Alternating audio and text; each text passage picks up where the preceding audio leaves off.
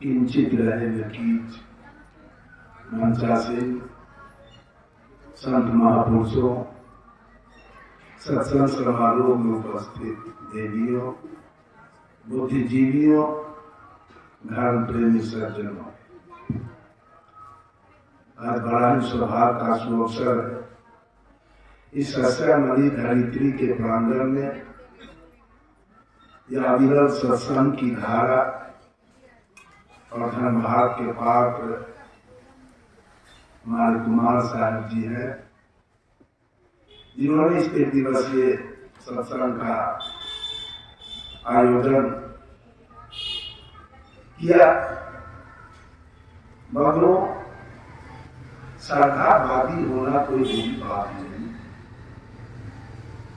सभी लोग श्रद्धावादी बने और श्रद्धावादी बनने का मतलब है अपने माँ के प्रति श्रद्धा रखे,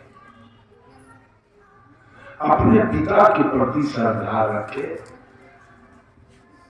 और अपने सद्गुरु के प्रति श्रद्धा रखे।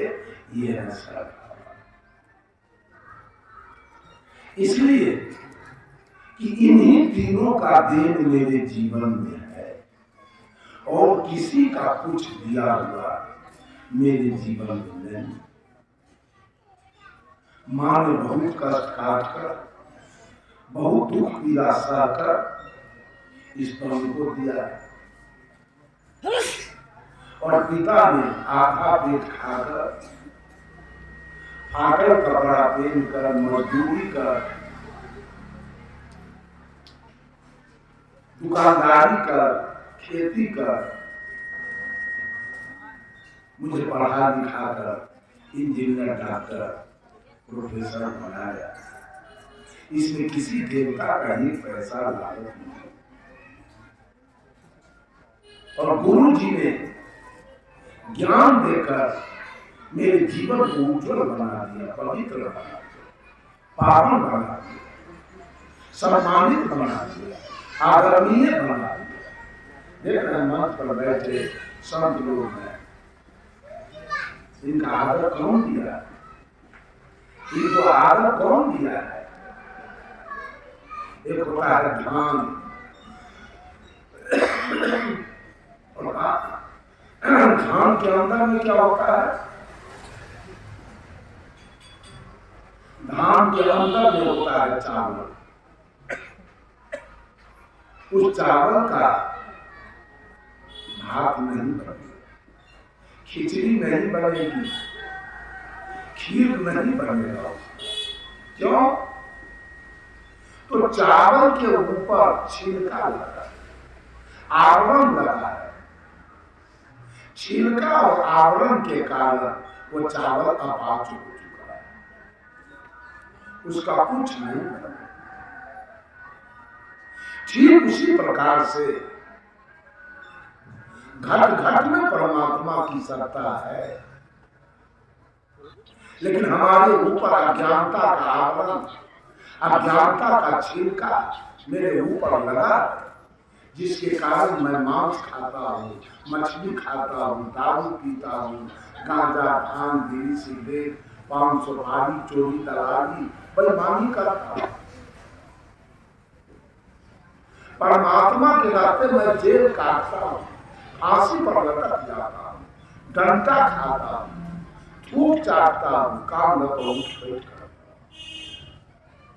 परमात्मा के रास्ते इसलिए कि ऊपर से अज्ञानता का छिलका, अज्ञानता का आवरण है। मेरे निकट कोई बैठ नहीं सकता, मेरी बात कोई सुन नहीं सकता, मेरे साथ कोई सो नहीं सकता। क्या कहेगा? ये गलत आदमी है, इसका संगति को मत करो।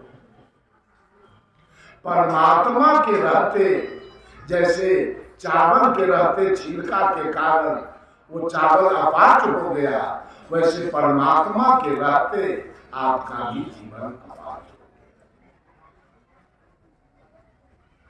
वो चावल को ले जाइए मिल में। पहले तो माँ बहने उखली दूसर से कूट देती थी। अब आप लोग क्या कूटे, चाहे हमारे बिहार में माँ बहने उखली दूसर लेकर और धान को कूट के छिलका उड़ाती थी और चावल को सुपात बनाती थी। छिलका अलग, चावल अलग। अब उसका सब कुछ बनेगा, खिचड़ी बनेगी, खीर बनेगा और भात भी बन जाएगा। अब चावल सुपात हो गया, छिलका उड़ गया, अलग हो गया। ठीक उसी प्रकार से सदगुरु अज्ञानी जीव को अपने सानिध्य में लेकर और ज्ञान रूपी ओखली और विवेक रूपी मूसर से कूट कर उसके अज्ञानता रूपी छिलका को उड़ा के और उसके जीवन को सुपात बना दे। ये गुरु की कृपा है। सुपात बनाते एक फायदा हुआ, आपका छिलका उड़ गया, आपका जीवन सुपात। अब आपकी बात सब सुने। प्रवचन का क्या अर्थ होता है? एक आदमी से मैंने पूछा व्हाट इज प्रवचन, तो कहा पौर माने दूसरा और वचन माने बात। दूसरे की बात को प्रवचन नहीं, पौ में न संयुक्त अक्षर लगा हुआ प्रवचन है। प्रवचन का अर्थ होता है परिष्कृत वचन, निर्णायक वचन, अनमोल वचन, पावन वचन, निर्मल वचन, पवित्र वचन, शुद्ध वचन, नापा हुआ वचन, तौला हुआ वचन। ऐसे हम लोग खेत में, खलिहान में, घर में, रोड पर या स्टेशन पर कुछ बोल लेते हैं, लेकिन मंच पर बोलने के लिए जरा होश संभाल के बोलना पड़ता है। इसलिए कि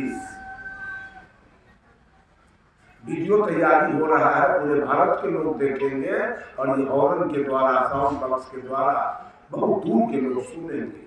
इसलिए होश संभाल के इसका अर्थ होता है प्रवचन का परिष्कृत वचन, तौला हुआ वचन, नापा हुआ वचन। बंधुओं, गुरु जी ने मेरे जीवन को सुपाच बना दिया, अपाच से सुपाच बनाया। इतना लागत गुरु जी का मेरे जीवन में है। 7 दीप 9 खंड में गुरु से बड़ा कोई, गुरु से बड़ा कोई नहीं है। कर्ता करे जो कर न सके, गुरु करे से कोई। दूसरी घटना, अब आपका जीवन सुपाच हो गया, गुरु के सानिध्य में गए, धान मिल के सानिध्य में, मशीन के सानिध्य में गया और वो चावल सुपाच बन के वापस आ गया, छिलका उसका वही रह गया।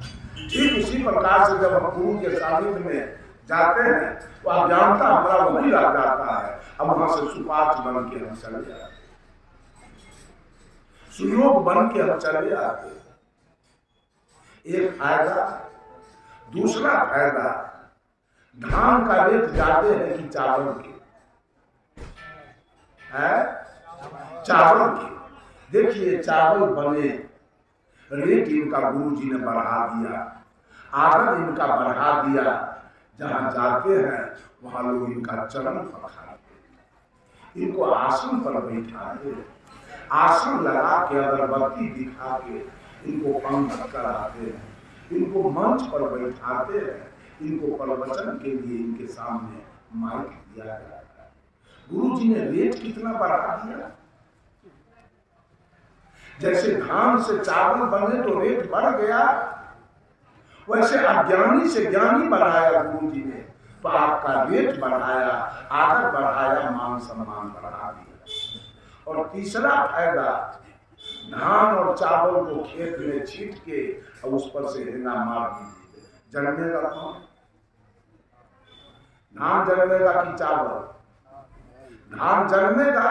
तो धान बन के आप जी रहे हैं तो जीवन आपका अपाच होगा, रेट आपका कम होगा, आदर सम्मान कम मिलेगा और आपको जन्मना और मरना पड़ेगा। ये गुरु जी ने मेरे जीवन को जन्मने मरने से भी बचाया, धान से चावल बनाया। ये गुरु की कृपा है। अगर आप अपने को हिंदू कहते हैं, हिंदू तो कोई है नहीं, कबीर के दृष्टि में हिंदू कोई नहीं।